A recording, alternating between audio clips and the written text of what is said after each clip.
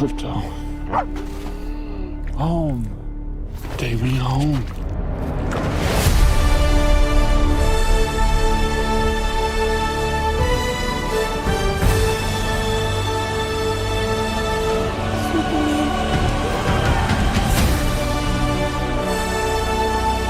Superman.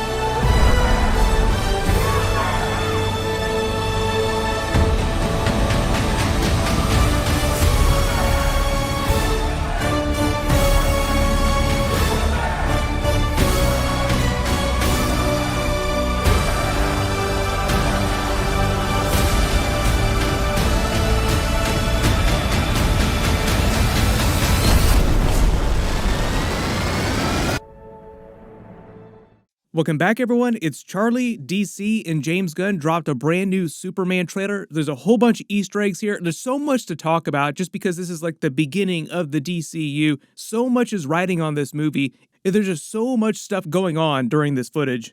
Everybody rushed to put on your proper colors. It definitely feels like a day worthy of face cam. James Gunn already explained a whole bunch about what's going on with the character of the movie, so we'll break it all down. If you're brand new to the channel, be sure to subscribe to get all the videos. I am sure we're going to get a bunch more footage of this really soon. Probably one of the biggest reveals in the trailer is at the beginning they show Superman getting his ass handed to him up in the north, probably near the Fortress of Solitude, with him calling for Krypto with like a really high-pitched dog whistle. We get the full-on shot of Krypto, who James Gunn also based on his own dog that he adopted while he was in the middle of making the movie. And you notice that he's full-on bleeding, like he spits his own blood in the snow. So he's probably fighting the evil Superman that's supposed to be in this. We actually get a brief shot of him later in the trailer. This is supposed to be him. He's wearing the U on his chest that everybody thinks is a version of Ultraman. My assumption is that he's meant to be like a Superman clone, and it's more of like the comic book origin of Bizarro, where he started out as a clone created by Lex. So once the black mask comes off of his head, it'll just look like David Corenswet, like it'll be him playing dual roles, Superman versus an evil version of Superman that's just a clone. There have actually been a number of stories like that they've done in the animated movies as well too. And because he's bleeding here, he looks like he's getting his ass handed to him in a fight, and he says, "Take me home to Krypto." Your mind instantly goes to the Fortress of Solitude. Like, where would you go if Superman was bleeding? Like, he would probably go to the fortress. I believe that teaser scene that James Gunn dropped earlier this week of the circular logo with the Superman logo spinning around was meant to be for like the entrance to the Fortress of Solitude or inside the Fortress of Solitude.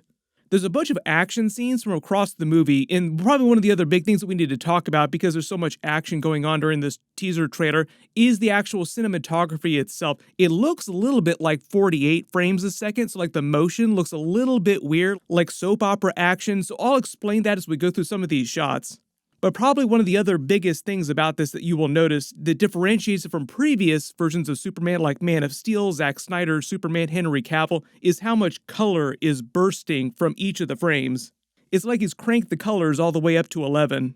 Couple notable things James Gunn explained too before the trailer came out. He said that it starts in the middle of the action, so we'll start with like a really big action scene. I don't know if he's talking about the particular scene that they begin the trailer with Superman bleeding all over the snow.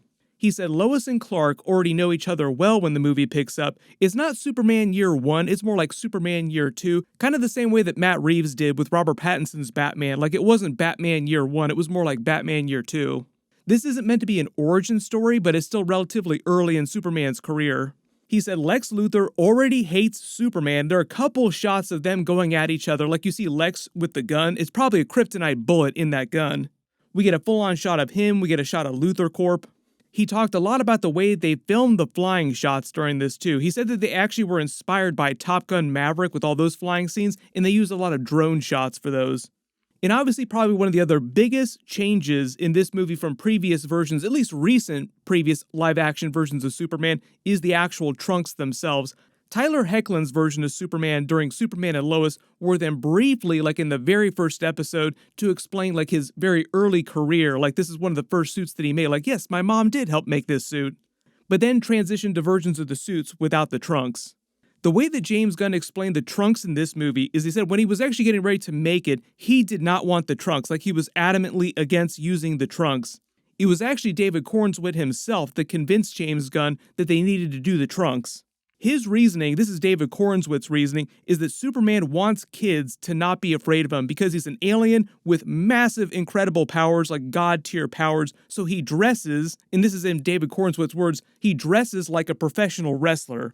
So if you're not a longtime Superman comic book reader, like if you're not familiar with the trunks on screen recently, think of it that way. Think of it more as Superman trying to show himself off as more of like a professional wrestler. My assumption this means is that in eventual future movies, he will lose the trunks. Like at some point, he'll get a new Superman suit that won't have the trunks. Also because James Gunn, at least at first, did not want to use the trunks. So it sounds like eventually he'll go back to that. Like, you know what? I didn't want to keep the trunks forever. Like, we won't do the trunks forever. But probably one of the other biggest things during all this footage is the very Silver Age sci-fi kind of feel that James Gunn said that he wanted to bring back to DC movies, which gets into a lot of the stuff you see going on in the background in a lot of the shots. Particularly him fighting both a giant kaiju in the middle of Metropolis and all the Green Lantern space-based stuff that's going on, like all the real sci-fi stuff. Just starting at the beginning of the trailer, notice he's wheezing here when he's spitting blood up in the frozen north in the snow. The only thing I think that could make him work that hard, that could hurt him that hard, would be like the evil version of himself, like somebody with the exact same power levels. Thus, we get to whatever they're going to be calling this clone version of Superman. I've already done videos about it because they were actually filming last year, so like we got a good look at it. This is what he looks like in that black suit. One of the funny things about this is the goggles make him kind of look like Doomsday, but the whole idea in Superman and Lois recently in the TV universe is that Bizarro turned into Doomsday in that universe. So it's like the circle of Easter eggs here, just like tying everything together, like comic book Doomsday with the goggles, with the suit here, but it's more like Bizarro in the original comic book stories where he starts out as a clone of Superman, but in the TV show, he actually turned into Doomsday. But at the beginning of the footage, they jump through a bunch of different shots here. Like, this is him just on a normal day, it seems like, going to the Daily Planet, going to work. You get the weird zoomer fro on top with the glasses. Like, this is his Clark Kent look. Notice how tall he is compared to everyone else, too. That'll probably be one of the funnier aspects of the movie when he is walking around trying to pretend to be Clark Kent. But I do actually think it's really good that he is so tall, like he will tower over pretty much every other character that he's on screen with. And I think it's just right that Superman should be like your biggest character. One of the issues they ran into during the Zack Snyder DCEU era of Justice League is that Henry Cavill was notably shorter than Ben Affleck. Like Ben Affleck was massive by comparison.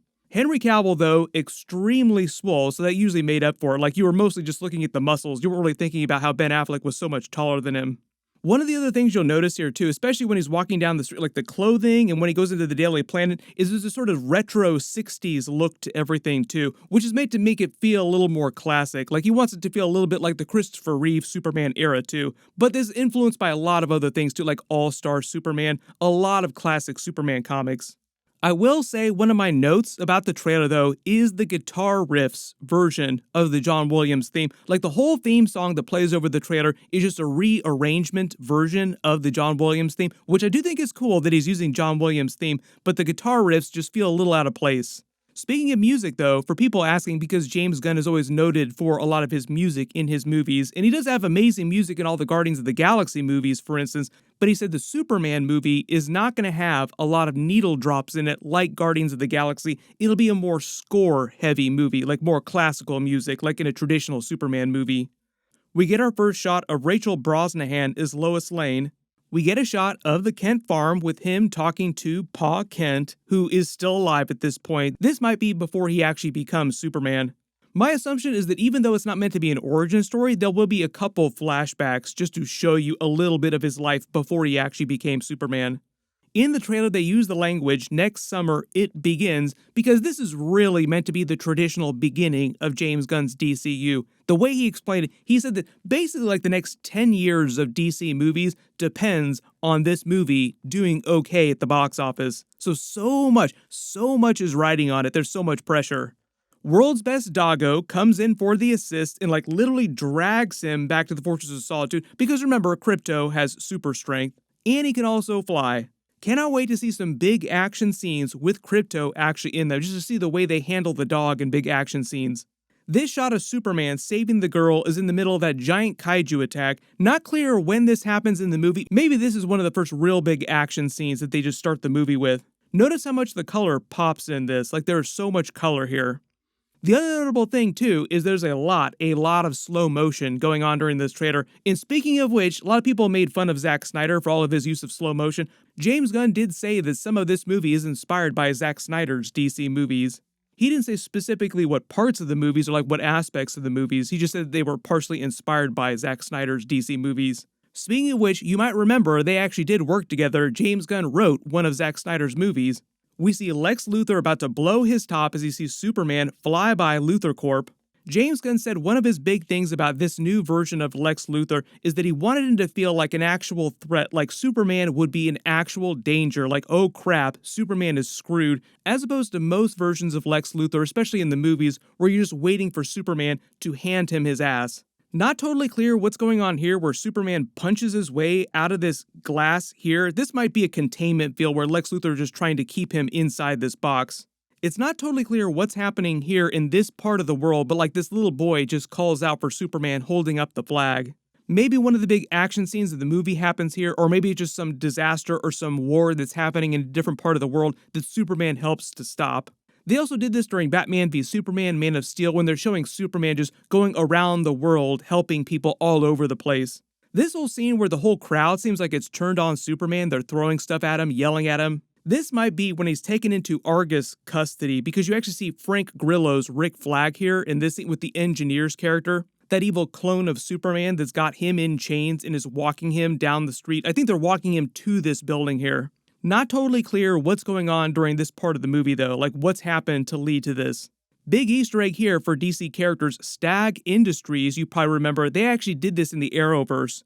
One of his big connections to one of the other big characters during the trailer, we had like a brief shot of him, is that Stag Industries was responsible for the creation of Metamorpho. I believe this is Anthony Kerrigan's Metamorpho character here. We get a shot of Nathan Fillion's Guy Gardner Green Lantern, and he does have a version of the bowl cut. Like, this is so crazy. I was not expecting him to have this haircut. Does look a little bit silly, so we will see what his personality is like, how close it is to the comic book Guy Gardner. Hawkgirl walking behind him in the lobby here, then you see her flying through the air using her mace. This also might be connected to the big kaiju fight, and I think this is meant to be Superman here because you see his cape blowing in the wind in front of the kaiju here. Not totally clear where it came from, why it came to Metropolis in the first place.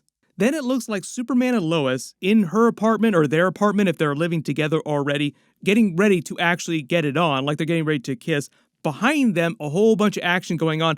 I think this is meant to be Guy Gardner's Green Lantern fighting someone giving off all the purple energy. It could be a Star Sapphire, it could be something else giving off this energy. Another shot of them getting it on, completely different part of the movie. So it seems like when the movie picks up, they'll already be a couple. Not totally clear what robot here he's actually holding, like the robot seems sentient, so this could be from the Fortress of Solitude.